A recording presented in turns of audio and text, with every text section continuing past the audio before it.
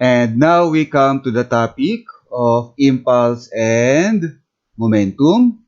Let's start our discussion with the concept of momentum.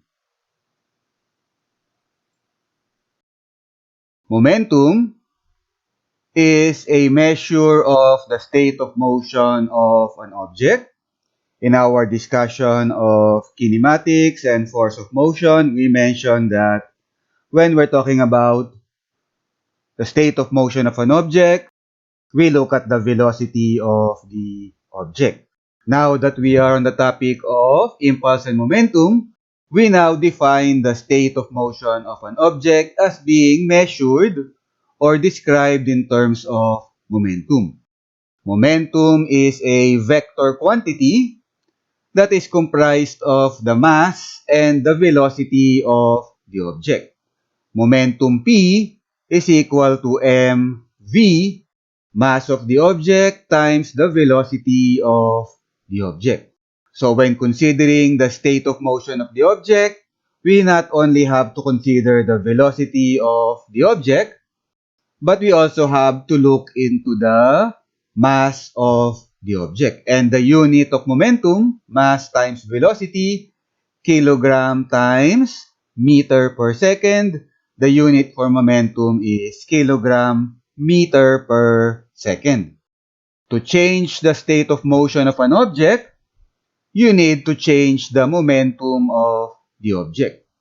To change the state of motion of the object, we have to change not only the velocity of the object, we also have to consider any changes in the mass of the object.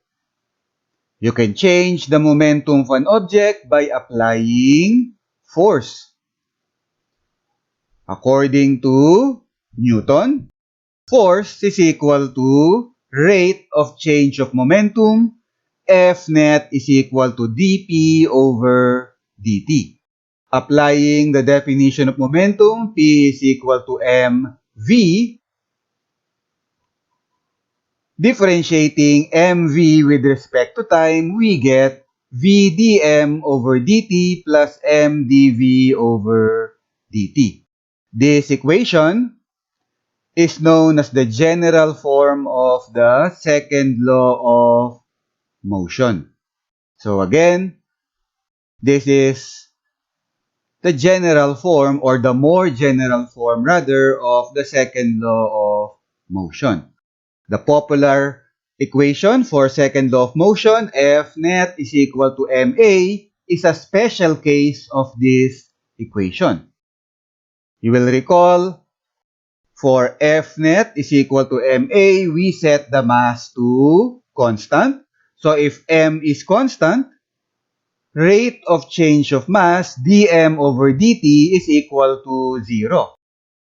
The mass is constant, therefore the mass is not changing. So if this term is 0, we are left with m dv over dt. dv over dt is the general equation is the basic equation rather for acceleration.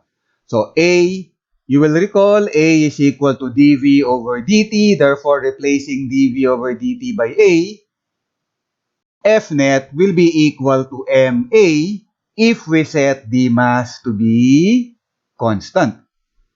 F net is equal to ma, the special case for the second law of motion. For a more general equation, F net is equal to dp over dt is equal to v dm over dt plus m dv over dt. Impulse is defined as the change in the momentum of the object. So simply, impulse is equal to delta p. F net is equal to dp over dt. Transfer dt to the other side. We have dp is equal to f net dt. Integrating the whole equation from initial to final case.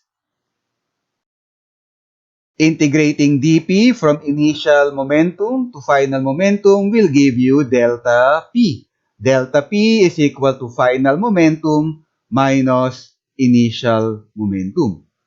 equal to integral of f net dt from initial time to final time. This equation is our equation for impulse, the change in the momentum of the object. So we have momentum, P is equal to mv, and impulse, delta P is equal to integral of f net dt from initial time to final time. Both momentum P and impulse delta P are vector quantities. So whenever you analyze the system in terms of momentum and impulse, be sure to use your vector analysis, for instance, component method, when analyzing an object in terms of impulse, momentum, the quantities being vector quantities. And that's it for now. In the next video, we'll continue our discussion on impulse and momentum by looking at the concept of conservation of momentum. So thank you for watching.